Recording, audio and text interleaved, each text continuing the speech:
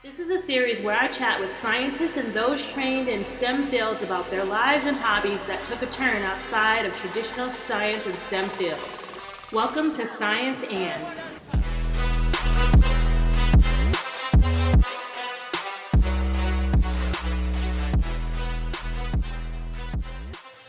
Welcome back to another episode in the series Science and today I want to talk about science and TikTok. Social media is sort of omnipresent in all of our lives and for most people globally. In fact, according to some Smart Insights and data portal, as of 2021, more than half of the world now uses social media. And on average, we spend roughly about 2.5 hours browsing and interacting on various platforms. This means that there's tremendous opportunity for connection and education and growth and communication. And some of it is brilliant and some of it is absolutely tragic and dangerous.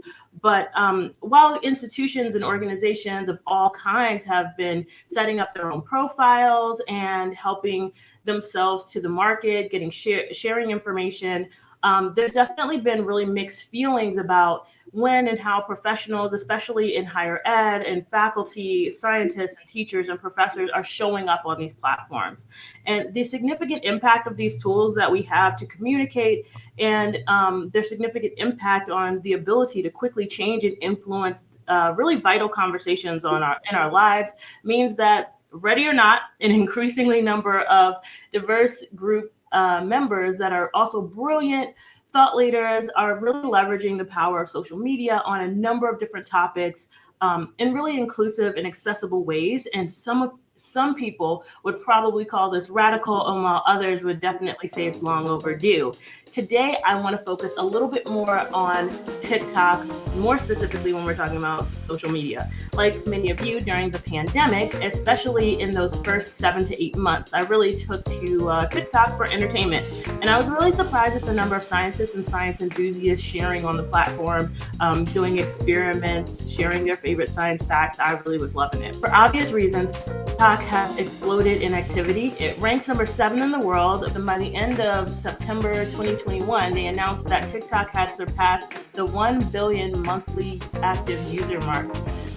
So to talk about science and TikTok, I reached out to two people who have been active contributors and leaders in the TikTok community and in the science communicators community as a whole. With having developed really large followings, these two brilliant STEM professionals and popular TikTokers are ridiculously amazing examples of the importance of having diverse voices in science communication and the value of using facts, scientific evidence, and a dash of creativity to inform and connect with the public. So first, we have Tina Lasisi, who is a postdoctoral researcher in anthropology. Her research really focuses on the evolution of human variation in pigmentation, scalp hair, and talking about racialized traits. Having given talks at places like the Smithsonian's National Museum of Natural History and Ep.5 Foundation, she is definitely no stranger to science communication. However, in August of 2021, Tina celebrated her graduation and completion of her PhD with a Twitter post. And the Twitter post read, "Last weekend, I became the first Black student to graduate with a PhD in anthropology from Penn State." And that post went viral. Since then, back in August, between teaching and researching and being a founding member of the Black in Bioanthro organization, shout out to Biba, she's grown a community of over 14,000 followers on TikTok alone, and people are tuning in to hear her explain and talk about human genetic diversity in all its many forms. Another viral TikTok sensation, Joelle Burbell, is a medical student at Washington State University who has created brilliant and dynamic spaces for medical myth busting. Joelle was named by TikTok as a top 2021 Voice for Change and was one of the recipients of the TikTok Black Creatives Grant and has a following of over 389,000 people on his TikTok alone. So I am extremely honored to welcome both of these individuals to Science. Welcome, you two. Hello. Hi. Good to be here. Thank you so much for joining me. So Tina, tell me just a little bit about yourself, I guess, in terms of your science and your research, and also why you decided to get on TikTok. So my science and my research are basically biological anthropology. I started out in archaeology and anthropology in England. That's where I did my undergrad. And basically, after your first year, you got to specialize in the anthropology of your choosing. And I was fascinated by biological anthropology because I was really interested in human variation. So basically, ever since, I've been focusing on scalp hair morphology because we know surprisingly little about it from an evolutionary perspective. And it's something that we talk about in a really essentialized, categorical, and subjective kind of way that's, full of racialized and sometimes racist overtones. And basically, I want to contribute to that so that we can talk about human variation in a way that is exciting and not controversial, because that's what people want to make it. So ever since, I've really been, I don't know, I've always been kind of loud. I've always been kind of loud, period. I've always talked a lot. So I actually started out on Twitter, and then TikTok became a thing. And I think, like a lot of us, I was like, oh, I'm not going to get on TikTok. It's not for me, a little dances or whatever. And of course, the second I got on the app, oh my God, it hooked me. I was scrolling for hours, just days of my life gone. And at some point I thought, okay, well, let me see if I can contribute, because I didn't really see a lot about biological anthropology. So I started out, and things went pretty okay. People seem to like some of my stuff. So, I'm happy to be on there and to meet a lot of really awesome creators from all corners of SciComm. And Joelle, how about you? How did you get started on TikTok, especially being a medical student? Like, how do you even have the time? Yeah, I think similar to Tina, it was the pandemic that thankfully allowed me time to get on TikTok. I remember our school had just gone entirely virtual, and I was kind of having all these thoughts about things that were happening in the world. Someone referred to it recently to me as the Negro Solstice, which I think actually is a great way to think about it. Actually, like there was so much Yeah. happening. There was so much happening. I think about the fact that Ahmed Aubrey had just died, and I was the same age as him at the time. People like Chris Cooper, who had filmed a woman that was falsely accusing him of kind of racializing and harassing her. And of course, like George Floyd and all the protests that were happening. So as a medical student, I was the first Black medical student at my school. And so I was always thinking about how can I kind of use my voice to amplify different things.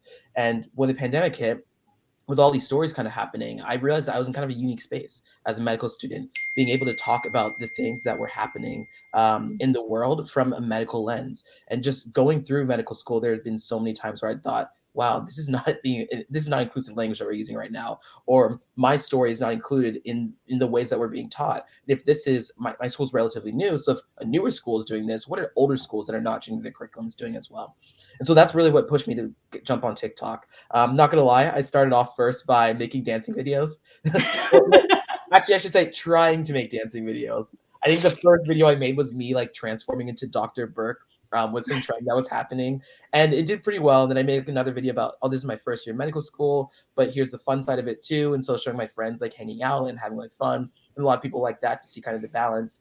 But then I really started to see that there was a market and an opportunity to talk about more serious issues, which I was surprised about on TikTok. I didn't think there would be, but the first video I put out was about pulse oximeters and talking about how they don't show equally, or they don't necessarily read equally on darker skin tones and lighter skin tones.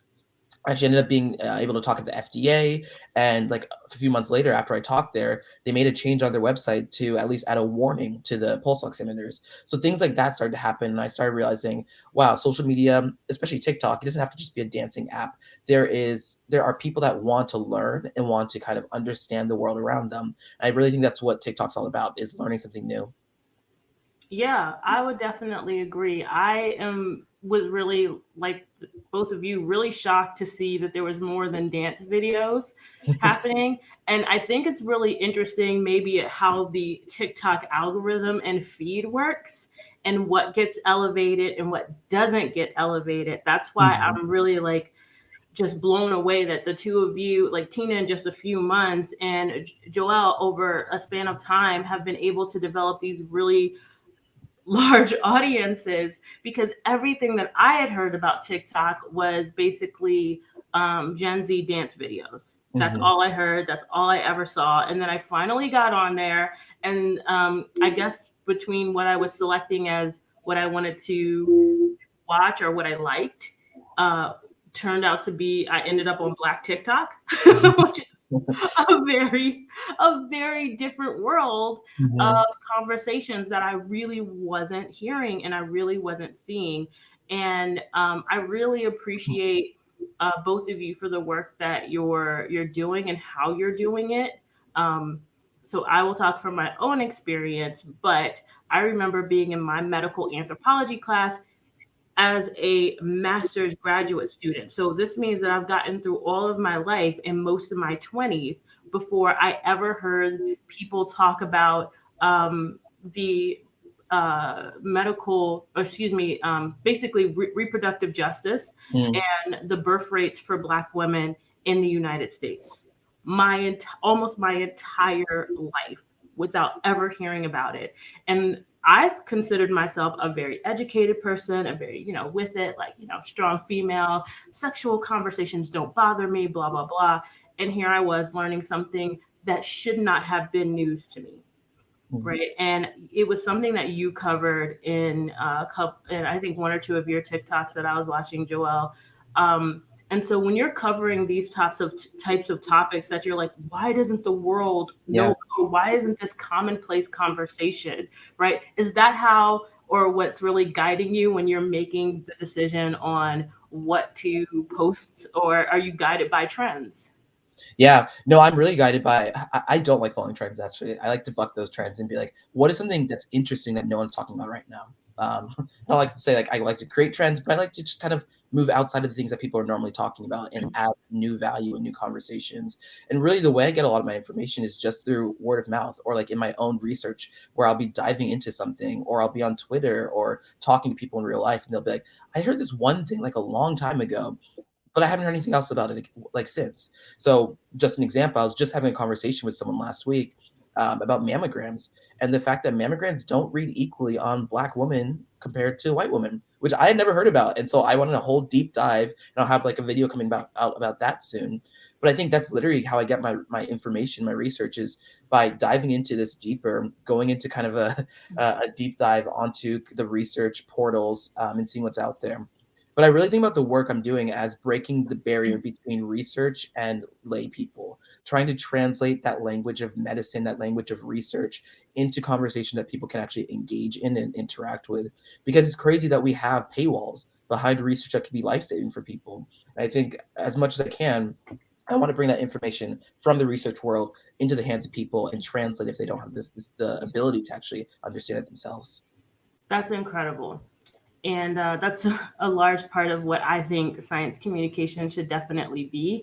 Tina recently posted a whole series on Darwin that was so interesting to me because, I mean, I've read a lot of Darwin, a ton of it. Like, I've had no choice. It's in the canon when you are, no matter what part of anthropology you're studying, it's in the canon at some point. Even if you're a linguist or studying linguistics and languages, you're going to come across Darwin.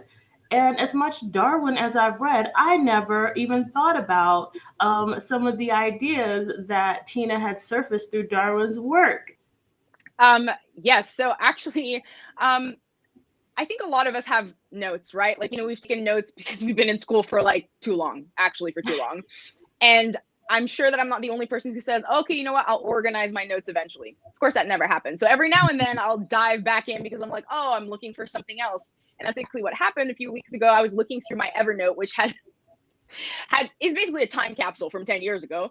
And I came across all these notes that I took from Darwin's book, Descent of Man. So that's not Origin of Species, is the book that he basically wrote after that, where he introduces his theory of sexual selection.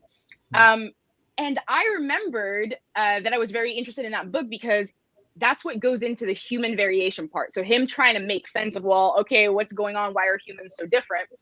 And what I loved about that book is that he had all of these anecdotes from travelers. And contrary to what people might expect, because he's a white man from Victorian England, he actually talked about how different people have different standards of beauty. How, especially like light skin versus dark skin, people who are from populations that had dark skin, so across Africa, but also, you know, South Asia, Southeast Asia, they didn't like light skin. Like he had all of these quotes from travelers. And one of my favorite ones was like, you know, these little kids basically just pointing at this white traveler and being like, oh my God, look at him. He looks like a white ape. And so it's so funny to me that we're presented with, you know, certain aspects of history for a lot of reasons. And sometimes it essentializes and, you know, it kind of like makes absolute and intrinsic this idea of white supremacy. And even within literature that has, you know, white supremacist issues, you can see that that's not necessarily a universal truth, and that it is something that people have challenged. So, you know, to show people that, you know, even Darwin was like, I don't know about this, I find, you know, not only humorous, but also empowering in a lot of ways. So, you know, I wanted to share that because I just saw, like, you know, I'd taken all of these notes across all of these pages, and I was like, you know what, let me give people some quotes, and it kind of like took off.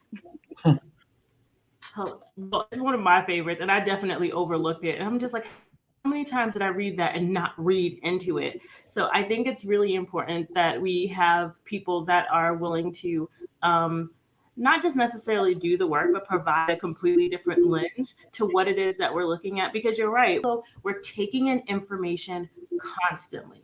And a lot of the times we don't get a chance to really reflect on it or think critically about it, unless that's what it is that we're doing. Like that's part of our personal passions. Like you two have made it. You kind of have to like be, you know, TikToking constantly, right? Like you have to feed the beast, so to speak. So if this is the case, so much content. Like, what's the content schedule here? I can try and start with that because I feel that like content is king on TikTok, and you have to always be posting something. Like I think they say every 2 to 3 days, and it can be really stressful to have to keep up with that schedule. For me though, I feel like I don't have like a lack of ideas. I have a whiteboard right here. I literally, not even joking, 20 to 30 videos I want to film right now. And so there's so much I want to talk about, and I just don't have time to film everything. But when I think about it, like I try and kind of do a mix of both pop culture, but then also conversations that people aren't having, like I mentioned, kind of bucking those trends and then finding ways to mix those two things. So if I'm scrolling through TikTok and I see an interesting trend, I'll be like, I have this video I want to create. How can I actually use this trend to create it? The other way I think about TikTok, which I don't think many people think about, but there's two different types of content you're trying to make. You're trying to make content either for your audience, or you're trying to make content that goes viral for everyone else. For my audience, things that are kind of longer form, people that know my work already, and like I'm really diving into some specific type of issue.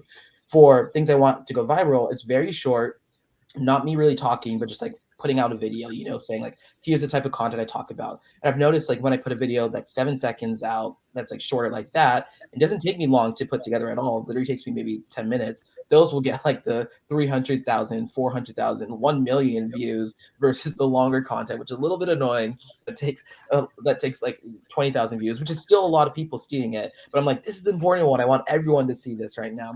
But I think the way I think about it is, one, I just like have a ton of ideas already happening. And then two, I also try not to let the pressure get to me. Like if I don't post, I don't post, you know? But I try my best to keep up because I know there's so much information out there that needs to be out there for people to get. But I also don't kind of put too much pressure on myself to post consistently. Tina, I don't know if you think about it the same way or differently.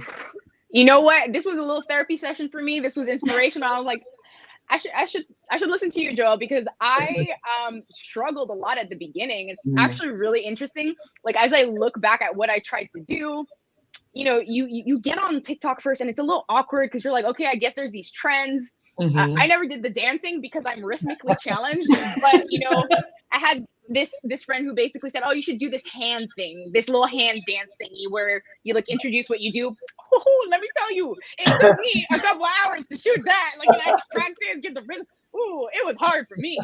And then at some point, someone actually told me, hey, have you tried just responding to people's questions? Because like, we'll talk about your work every so often and you'll get questions. So instead of trying to create these documentaries, which is what I was trying to do, maybe just like keep it simple. And I think that a lot of my issue comes from, coming from a background of academia where you are trained to say everything to make sure your arguments are there, that you've put all your caveats, whatever qualifying statements, and surprise, that doesn't really fit in short form. So it's really just been a journey of like learning what is enough, and that it's okay to do something that's enough. And that, of course, if you're making something that is, under a minute, even under 3 minutes, you're not going to be able to cover all your bases, and you'll live. It's okay. It's fine. And it truly is better than nothing. But it's really tough. And I love to hear from you, Joel. Like, it really sounds like you have a strategy. I have no strategy. I live my life with chaos. Through the world. So this Darwin thing actually worked out the best for me because it was like a series, and it was like, okay, well, I have this is what I'm going to do. And it's very constrained, as opposed to, let me explain how skin pigmentation works briefly. Yeah. No, I feel like I don't really have a schedule either, but what I do, I do like series a lot. Like, I love series because it makes it easy, right? People understand, oh, okay, here's episode 1. You're doing like 10 episodes. I can jump into this.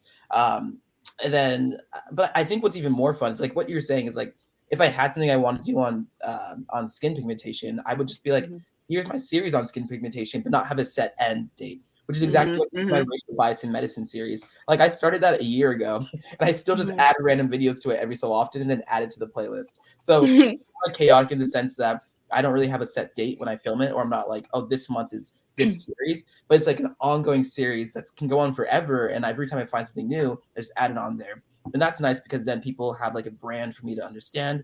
So like, if I want to hear about racial biases, I'm going to go to his account.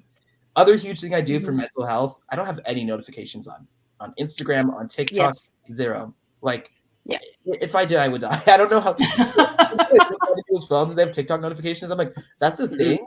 I've never had them on, and I'm so glad I don't have them on because I don't get follower notifications, I don't get comments, I don't get likes, and it has been peaceful. So when I get on the app, that's when I get on. I try only get on like maybe once or twice a day, and then like the rest of the time I'm not on it at all. I think that's huge, especially when you have a lot of people that are kind of jiving in and trying to get their voice in or trying to make themselves heard. I think it's really important to kind of step back and be like, find my own voice first before I have everyone else kind of chime in as well.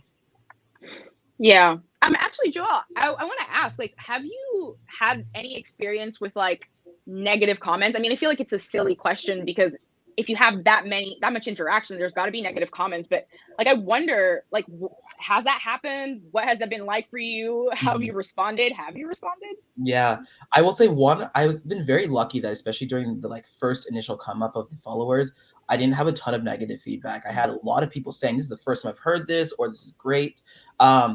I think there was one series where I started getting a lot of trolls though, and it was when I did a series on race, genetics, and the athletics during the Olympics. And I talked about how there's this assumption that Black people are naturally more athletic, naturally more muscular, and how that kind of gets pervasive in media and the things we talk about. And a lot of people pushed back on that. And it was people I knew that had never seen my content before because I could tell it was getting an entirely new market of, I should say this, but like the teen white boy, you know, who's just like, I know more than you about this. And I'm like, you don't know anything about this subject right now. And they're trying to use like biological arguments. I'm like, you clearly don't know what you're talking about right now. Like, go back to your high school textbook and like read first before you come to this conversation. But I think I got a lot of negative feedback from people that I could tell didn't necessarily know everything about this subject. And so when I get negative feedback, I really try and like dig in and say, what is it that they're not understanding about my argument right now? You know, is it information? Is there missing some type of background? And like, I'll do a follow-up video if I feel up to it about like here's the of information you're missing. Other times I just ignore these trolls. You know, I'm just like whatever. Recently there's been someone that keeps commenting on every single one of my videos. I usually don't see it, but they've commented on like every single one, saying things like, how come you talk about like the Capitol protests, for example, the one that happened, the insurrection that happened last January, but you don't talk about Black Lives Matter and how they like broke windows, all this kind of stuff. And I'm just like, I've been ignoring them, but I keep feeling like I should say something, but like I'm just like, see, like I know they're just trying to get a rise on me. I could block them, but they're the type that's probably gonna make another account. And so it's really about choosing your battles too, and figuring out, do I even want to engage right now? And sometimes I just let my followers do it, which is the best, you know? Just take that comment, do a little like really to it, and then everyone will go after them. Next thing you know, comment. So it just kind of depends on how I'm feeling for the day. What about you? So I noticed that when I talked about like my own research, you know, just about hair, there isn't really much controversy there. But when I started talking about, you know, race and genetics and human variation, and I'm like, that's literally my bag. This is what I study. Like, I know what I'm talking about. And how, you know, race and ethnicity are not these clear things where there's an absolute definition of them. I got a lot of pushback. And what I mean, pushback, people outright just like, you know, yelling in the comments. But what I find really interesting, and, you know, because I'm going to be somebody who, you know, lectures on these topics, is that I don't think they necessarily from a troll perspective. And that's been the very interesting thing about, you know, some of the things that I communicate, where people are taught very different things. And, you know, of course, as an anthropologist, like, that's interesting to us, right? We can all have these different perspectives on these, you know, these things that people want to think are absolute, true, real. And so when you start getting into things like, well, what does it mean that race is a social construct? It really destabilizes people. And then the other unexpected form of pushback that I came across was when I was talking about skin pigmentation and bruising, and how, and how this is an issue, especially in like forensic contexts, when people with darker skin are like, it's harder to see bruising, especially at different stages. And of course, like, you know, the darker your skin is, the harder it is to see the underlying bruise. What was fascinating is that there were a lot of people in the comments who took it personally, in the sense of like, they were like, well, I'm dark and I can see it when I bruise, therefore you're gaslighting me. Which I still haven't, like, you know, responded to, but it was so unexpected because I don't think about, like, you know, I of course I'm not thinking categorically, right? So I never would have thought, well, there's somebody who regards themselves as dark skinned, even though there may be people who have more pigmented skin than them. And because what I'm stating then is not true for them, they're going to have this moment where, okay, well, either this person is lying to me or my reality is not real. So I was just like, oh, wow, I really need to take that into account. Absolutely. And it's funny because I there's a video that's kind of blowing up right now for me that same issue is happening in terms of people are like, this, I don't see this. And so it's a video I created about these two twins who, one is a little bit lighter, one's a little bit darker. And in the video, I talk about how in the United States, we have these racial corrections where based on your race, that's going to determine whether your kidney functioning is higher or lower, or whether you qualify more for like cardiac treatment, for more kind of down the line emergency treatment, or even lung functioning. If you're Black, you're assumed to have lower lung functioning. So the video I was trying to point out was that these two people are twins, which means they're not going to be any genetically different than any pair of siblings, which means that, but if one person sees them as Black, another person sees them as white, or if they self-identify differently based on how kind of society sees them, then they're going to be treated differently by the medical system. That doesn't make sense. But people in my comments didn't focus on that idea of like, oh, the difference between them. They instead focused on, oh, I see them as siblings. Like, I see them as mixed, you know, which I'm like, you're missing the point, right? This is not the point. The point of this video is to show that, yes, they're mixed. But depending on where you are, they might be looked at differently, which will impact then the care that they receive. You know, and so it's sometimes funny seeing like when you make a point in a video and you can tell people haven't watched the whole video, and then start commenting all these things, and you're like, oh, you didn't make it to the end, did you? Not even. Like, you were so close. And so sometimes I'll just be like, you were so close. Watch the video again. You'll get me another view. Maybe they'll push it out a little bit more on the algorithm. But it's interesting seeing just how, I mean, science communication that we're talking about, how information can be received versus what the intent of putting it out was. Absolutely. Y'all, this is fascinating. And I love that you're talking about all this. So earlier this week, I did a guest lecture at University Illinois Urbana-Champaign to their science communication class. Nice. And number one question that I get asked is, how do you deal with people who are or don't believe what you're saying or want to argue with the evidence? Or how do you convince people? They always ask convince.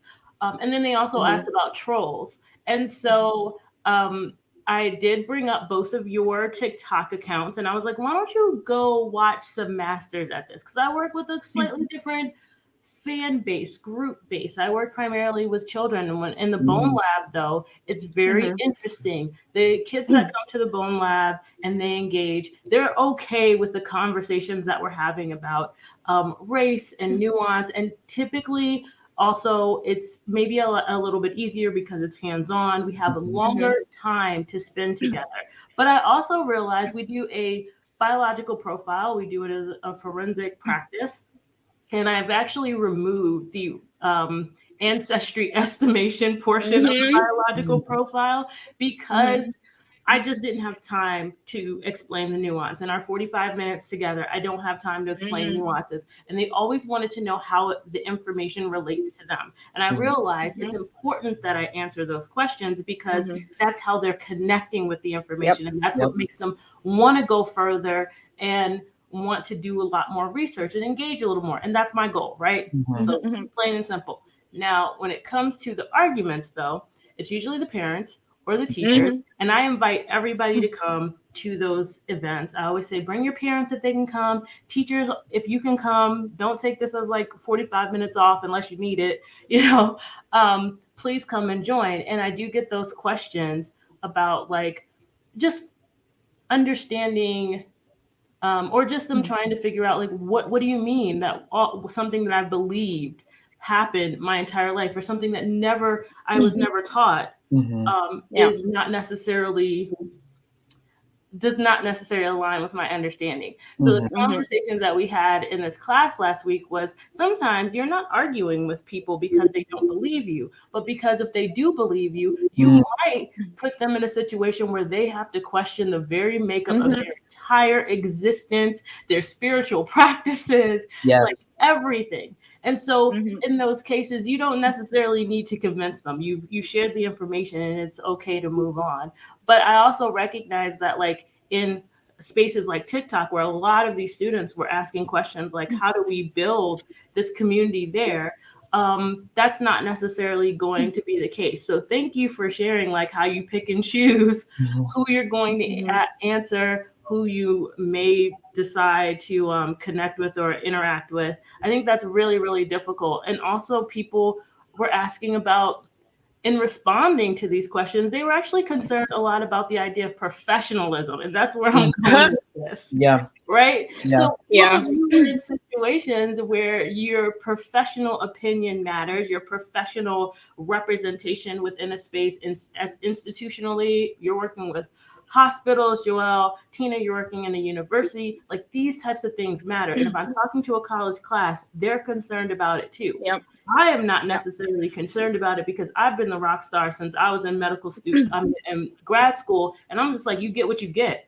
Yes. Right? So they know what's up. But for students that are looking to become the next Joelle, to become the next Tina, what do you say about that? Like, how does this affect your your professional life, or does it? I mean, in terms of professionalism, like how you respond to people, it's actually really interesting because I would say for biological anthropology and a lot of STEM, like our LinkedIn is actually Twitter. Like, Twitter is our LinkedIn. If you our business, our dirty laundry is all up on Twitter. And so I've actually seen for the longest time, like, different colleagues, like, go through different things online. And that has given me a little bit of perspective on how I want to, share who I am online. I think that there's, two extremes, obviously, like one where it's like, you're super rigid, you want to be professional in the strict sense. And, it's inauthentic. It's completely inauthentic.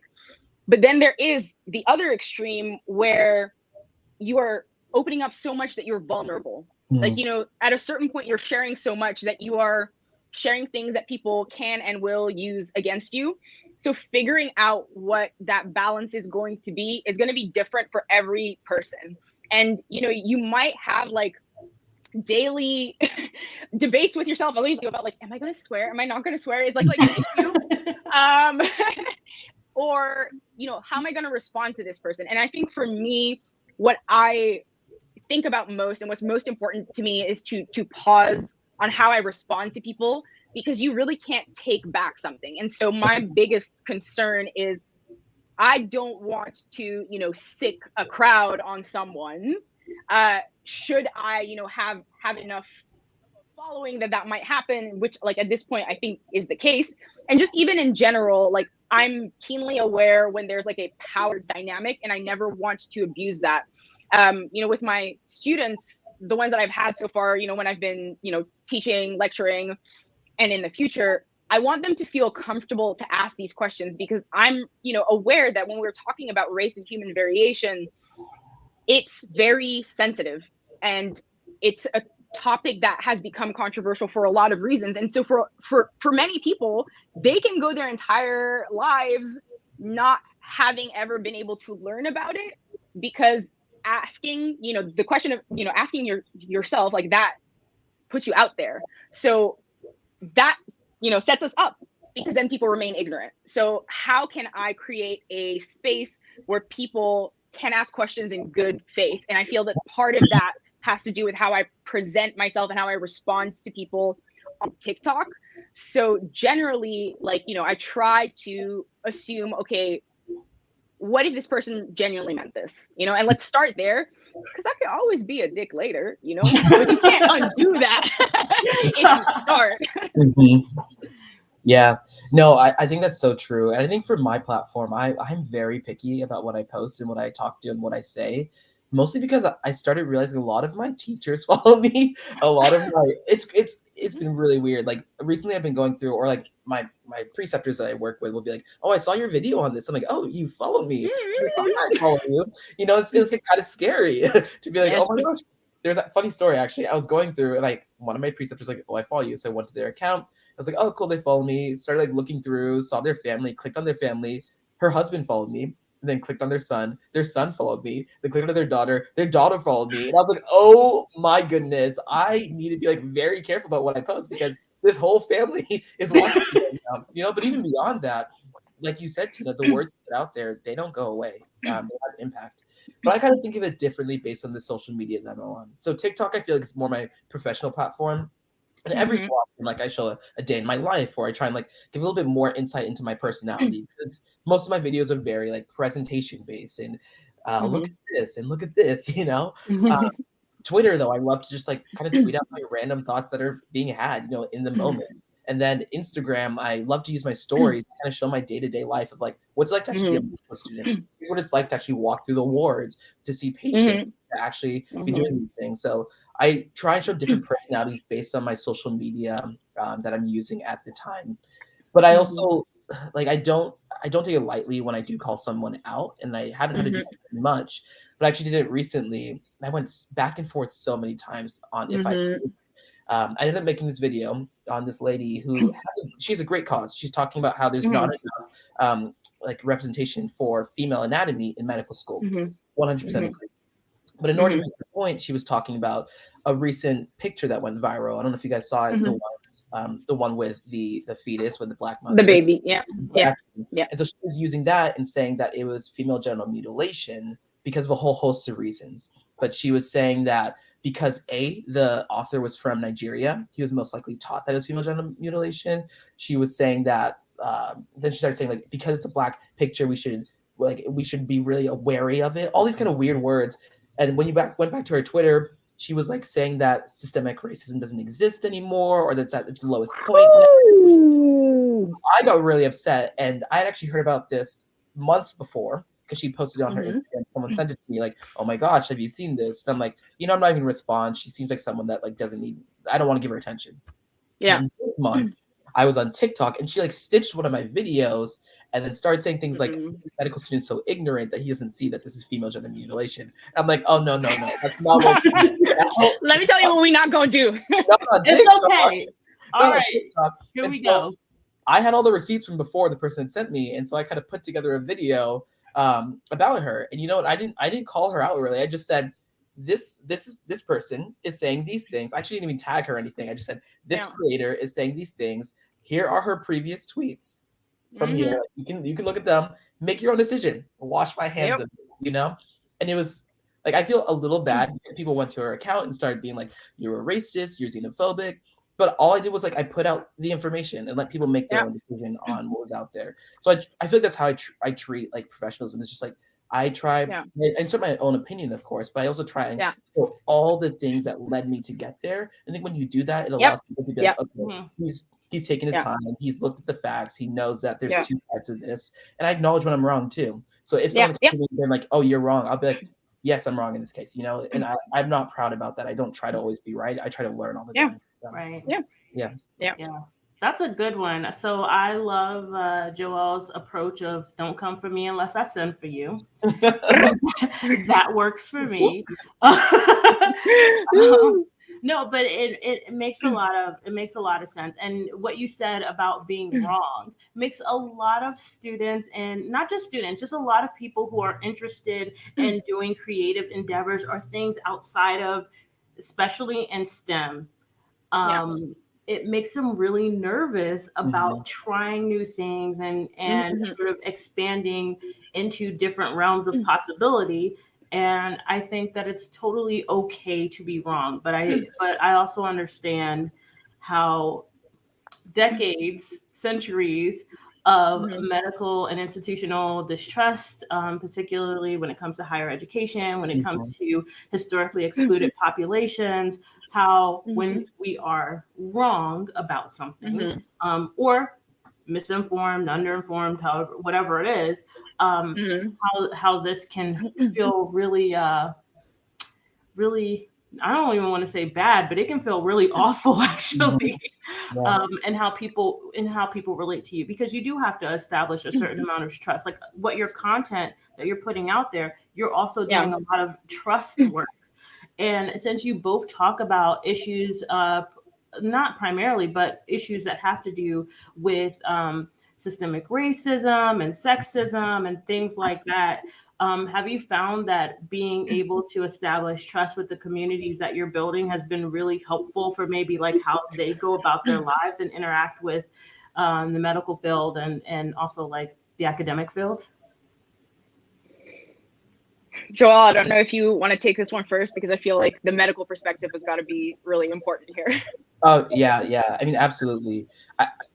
It's this weird dual-edged sword for me right now, where like I'm putting out information and saying like, trust me, like I'm in the medical field, but also putting out information saying be skeptical of the medical field.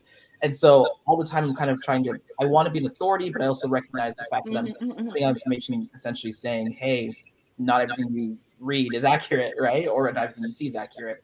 And so I think that has actually allowed me to build trust, though, where I say, here are the parts of medicine that are lacking as a medical student. And I've seen it myself. And so that has built a little bit of trust with followers. And especially when it comes to things like COVID, the COVID vaccine, that's been very, very, like, I guess, toxic in some ways. Sometimes I'll post about it, and some of my followers will say, like, oh, wow, like, I can't believe you're posting about this. Like, talk about medical misinformation, yet you're posting about COVID, which is fake.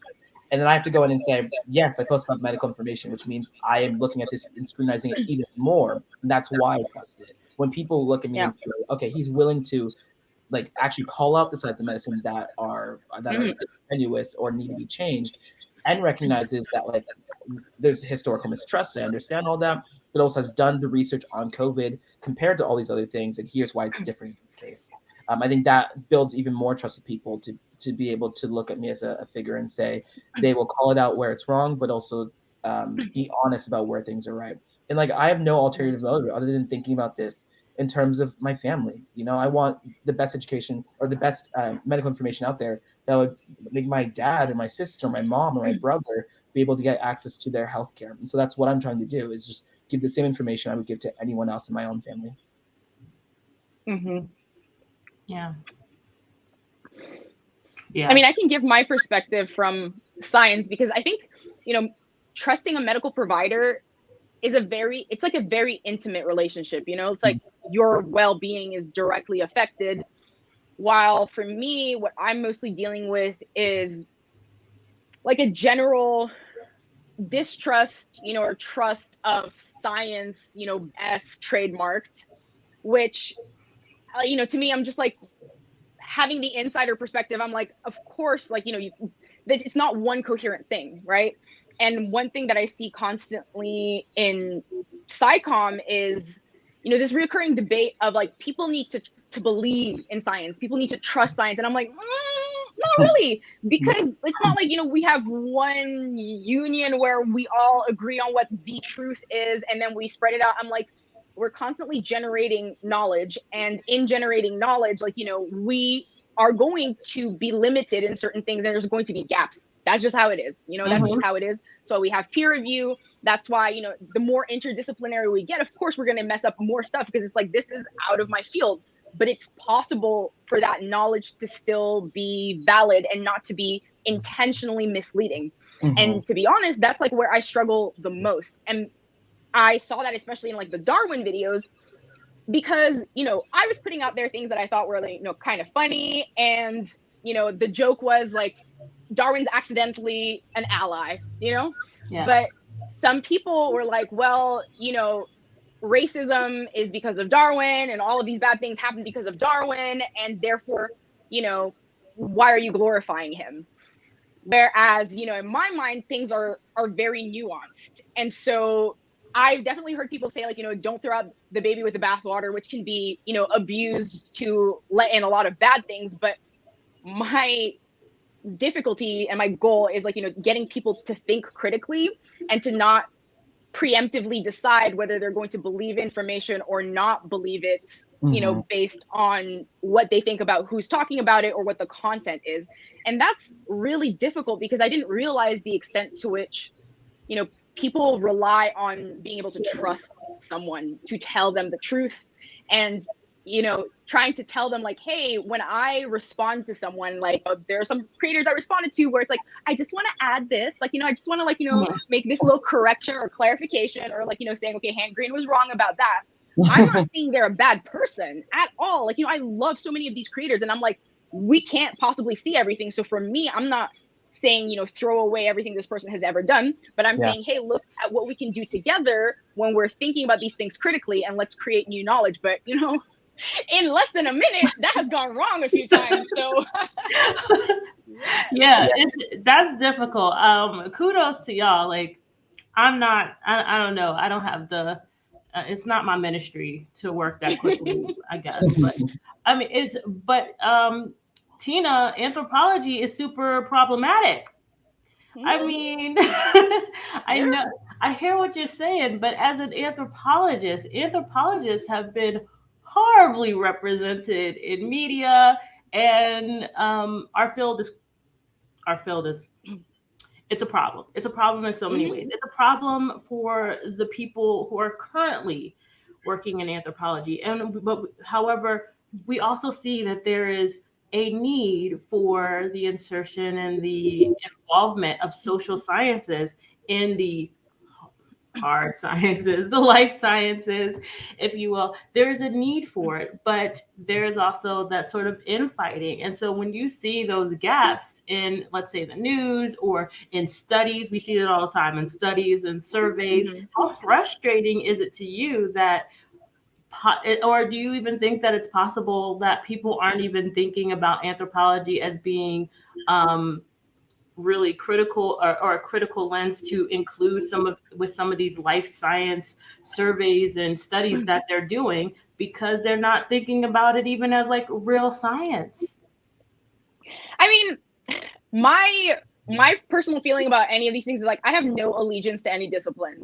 What I happen to do happens to be in a department of anthropology. But if you look at the range of things that people in anthropology study, I mean, I do anthropological genetics, and I study, skin and hair. There'll be people in my department who only work on non-human primates, and people who work on medical anthropology, purely do, you know, cultural anthropology, ethnography.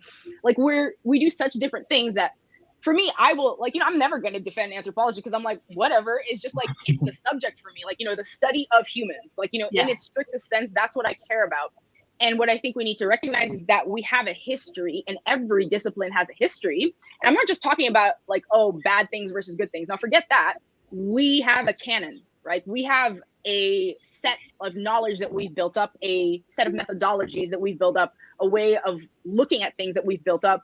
And I think that some of those things that are classed under anthropology, you know, history coming from physical anthropology, have a lot of value because people can't find that information elsewhere. And actually, the most recent example that I have of that is I started working with people in computer graphics. Like I did a talk at Pixar. And what's really interesting is that they have been struggling to render non-white, non-European people.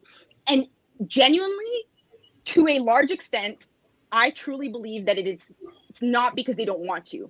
It's because they don't have the information. And so I started parsing through their literature, and what I saw is that they were thinking that they were going to find the answers in the medical literature, in dermatology. But Joelle, I'm sure that you know this, right? Exactly. That dermatology, unfortunately, doesn't have, you know, this history of thinking about non-white people. And in general, if you think about the history of medicine, the way that that knowledge works, it works on contrasting the healthy body with the pathological body. And so it already took a minute, you know, accumulation of medical knowledge to be like, okay, there's going to be some variation in what normal and pathological is for different people, whether we're talking about sex differences, and then we're slowly getting into like ethnicity or ancestry, just trying to make sense of that, while anthropology, to the largest extent, was mostly focused on normal range variation. And so we're built to address that. And you know, like, I don't think it's exclusive, but I think that there is a kind of knowledge that's been generated, you know, in our field that is of value to a lot of places, and they don't know to look to us. And I think that the reason for that is because, you know, post World War II, there's a lot of reflection going on, and a little bit of let me not be involved with this. And so where people before knew, like, okay, anthropologists are going to tell us about how humans are different, like whether it's different races or ethnicities, they're like, human differences, anthropology. Anthropologists didn't want to talk about that anymore. They started, you know, mainly focusing on things that are not as racialized. And, you know, it took my advisor a very long time to make the whole, you know, UV radiation, vitamin D, skin pigmentation thing, like that paper didn't come out until 2000. And then still, you know, 10 years until 2010, she was publishing papers on that and like getting people to understand that that's the case. And we take that for granted because, like, you know, everywhere on the internet now you hear like, oh, melanin, melanated, all of that. And I'm like, not too long ago, people didn't know those words. And so, you know, we need to have anthropologists stop being such cowards, like, you know, very respectfully, but like, stop being such cowards. And I'm like, you need to talk about human variation. You need to figure out a way to not feel awkward about it, because there's nothing wrong with being different. Okay. No, it's not non-white people who said we want to be the same as white people. That's not us. The people who say, like, you know, oh, we're all the same because they're afraid of difference, like, that's because they have a lot of guilt relating to that. But difference is not inherently negative.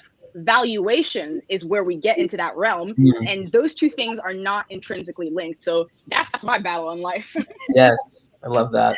Thank you. That was wonderful. So I could actually talk to y'all forever, but I won't. No, but so we're just to talk sort of wrap this up just a little bit. So Science and TikTok, what are the tools that you all are using to create? Everybody wants to know, how are you doing it? You mean like where are we getting our information from? Or I want to know, like, what's your research? Where are you taking your notes? Like, are you writing scripts? Are you using your iPhone or your Samsung phone, or do you have a DSLR camera on the other side? Like, how are we even editing these? Are you using the TikTok interface, or are you going on Final Cut with your, you know, your film editing school skills that you somehow have? Like, people want to know. They ask all the time. I get this question a lot. Like, how do you actually do it? Yeah, the behind the scenes, I love it.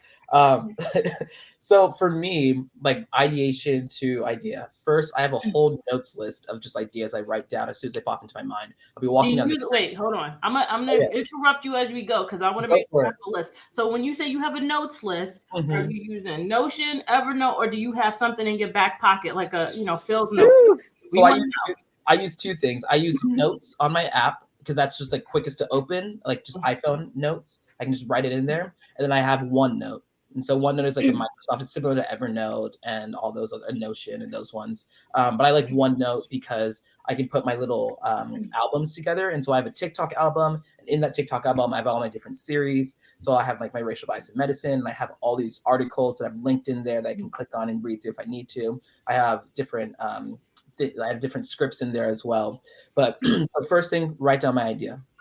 And then when I'm actually filming, before I start filming, I get all my research, take screenshots of the things I want to kind of put in my background. I'm always very intentional about what I actually put behind me because I mean they're the visuals, they're the ones that make people like draw in. And so I try and put the research articles from if I'm talking about research behind me, and I try and also like have it the title show and all that kind of stuff. I'll read through multiple different articles, see if there's anything out there online already in the news or just in general. I love listening to podcasts, so I'll also actually scour podcasts and see if there's anything that's about the topics I'm talking about. A lot of times there's not, unfortunately. But listen to podcasts, kind of gather all the information, and then I take all of that and try and synthesize it down. My goal is always to get it to under a minute because that just does better in general and gets out to more people. But I'll like put it into OneNote, put my images, put the words I want for that image of it, and then send it to my phone, kind of and just like record. I use TikTok's app because I think it's honestly it's one of the best for anything. Like Instagram Reels, not very good. Sorry if anyone's from Instagram's listening to it. Improve your app, and I'll use it. But TikTok's where it's at right now for easy, just like 3, 2, 1, let's go, talk into it. Can edit it right on there, and then I'll just download it from the TikTok app. I'll either screen record. There's apps online. Download it without the watermark, and then I just post it everywhere. So. You know what? Let me know about that last one, like how you download without the watermark. Because yes, Snap. I don't know if I hope this isn't gonna get me in trouble. I can cut it out. I can cut it out. We'll bleep it out. We're just gonna bleep it out. It'll great. It's called Snaptic, Snaptik. And if you just type into Google, like it comes up. You can download any TikTok and it'll download it without the watermark once you do it. Super quick, super easy. And so I'll sometimes just post it and then download it afterwards. And I like screen recording though sometimes just because I worry that there's like, I mean, every single piece of technology has a little bit of tracing. And so I worry if you post it also on Instagram or on Twitter, they will like downgrade it in a sense, meaning that comes from a different app. So, but screen recording would get past that. So that's just like one thing I think of. I think about all these little algorithm things too, about like how do you work the algorithm on this app and how do you work it in different places. So that's kind of my process. Yeah. You know what? Let's give it up for Joelle because he is a medical student. You know, this is why he has his shit together. You know, there's a system, there is a pipeline. I am an ideas guy, and I'm also a chaos girl. So I have so many good intentions and so many good ideas. Random thing about life, you have to pick apparently. Hate that. So I have started putting things everywhere. Okay. Yes. Like I have put things in notes. I have Google Keep. I had a Notion pipeline at a moment. I was like, oh yeah, like let's make like a Notion pipeline and then let's just like automate things. Okay. Like we're going to talk to Siri and then see, I have big ideas, not very, very functional always. So what is hilarious is that, you know, I try to do the most. And at the end, I'm like, just, you know, whatever, screw it. Like, just open TikTok and see what comes out of my mouth. And on the spot, like, just searching for things, which is super inefficient because, you know, I still have no sense of, like, you know, how long things take. I'll be like, oh, my God, this is going to be so short. And it's like, we're already at 3 minutes. We literally can't record anymore. Wow. Should have planned this.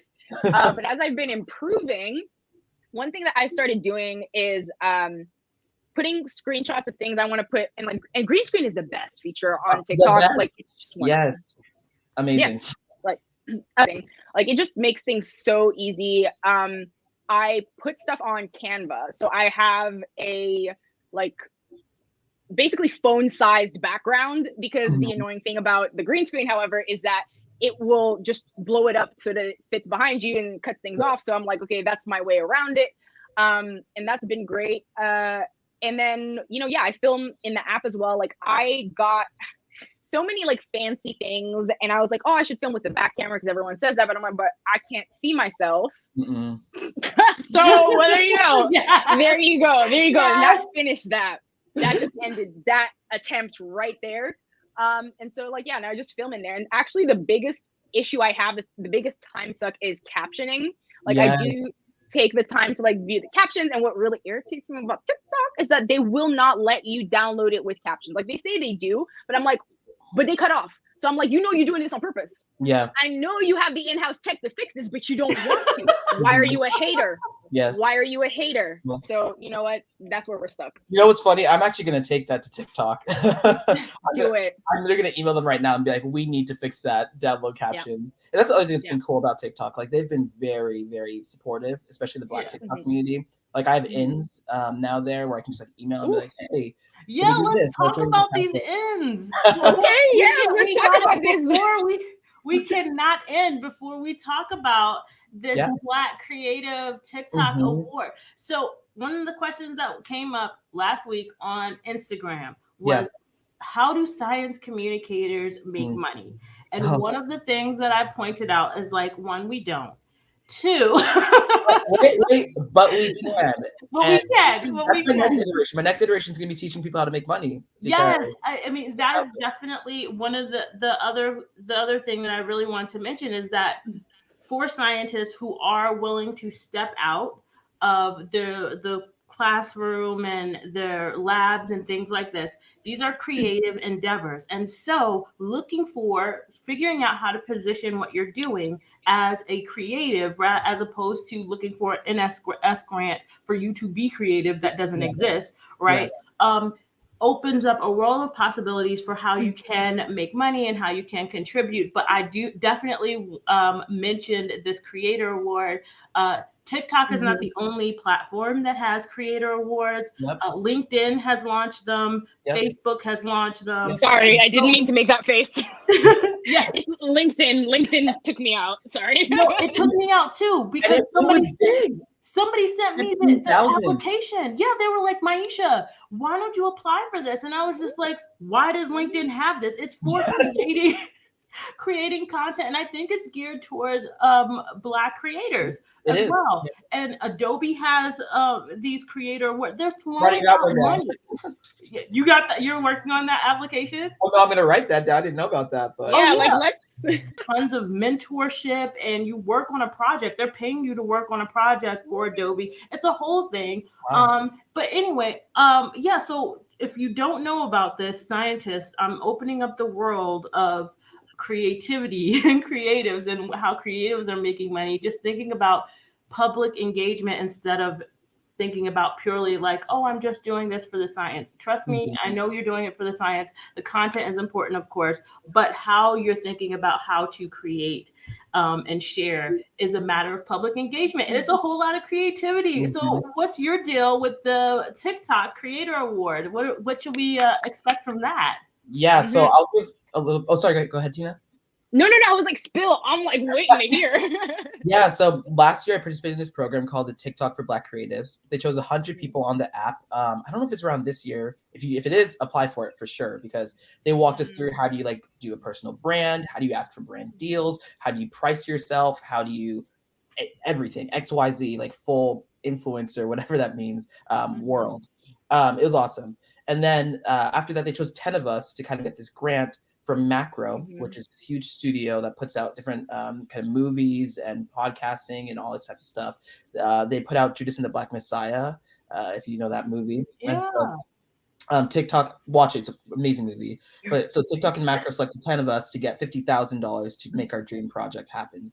So my project is partly a podcast. So I'm going to be launching one. But real dream project is going to be to get a TV show that's about to get about these biases in medicine that we hear about.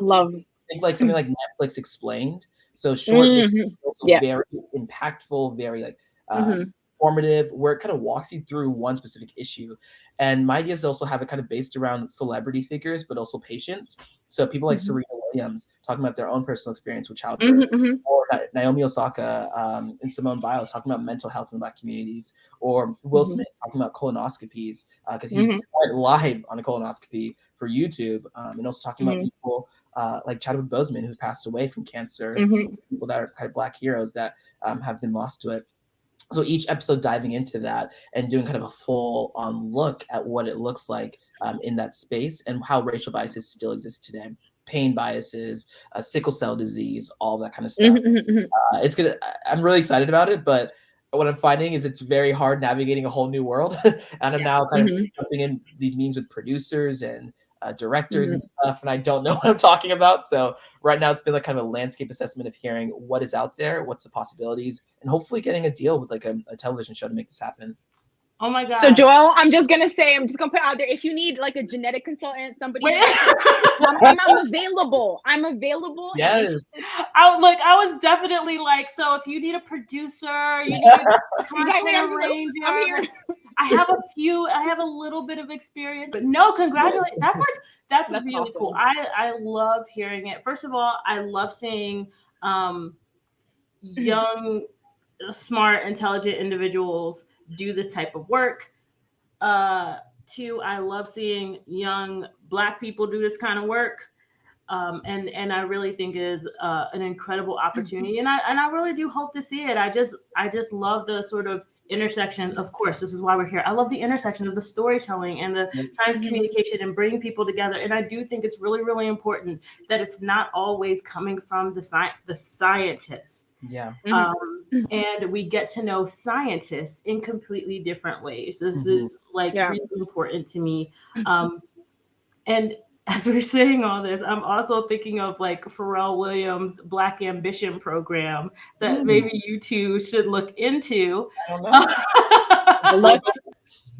But I thank you both for being so candid and honest and sharing today. And I hope that everybody goes to your TikTok. I put your TikToks up there. I put your names up there. I've tried to include a lot of information. And when I edit, I will be including videos. If you don't mind, I'll be including videos and things from your TikTok pages. I look forward to what comes next for both of you. And the fact that I got both of you together, this is the win of the year. Like I can quit. This is all I wanted. This is it. So this is absolutely going to be a 6-episode series and nothing more because I nailed it. I love it. Thank you so much, Joel and Tina. I appreciate it. Of course. Tina, we're also going to have to connect. I want to create some content with you. I'm going to be following you on all the apps, so let's make it happen. Yes, absolutely. Absolutely. I can't wait.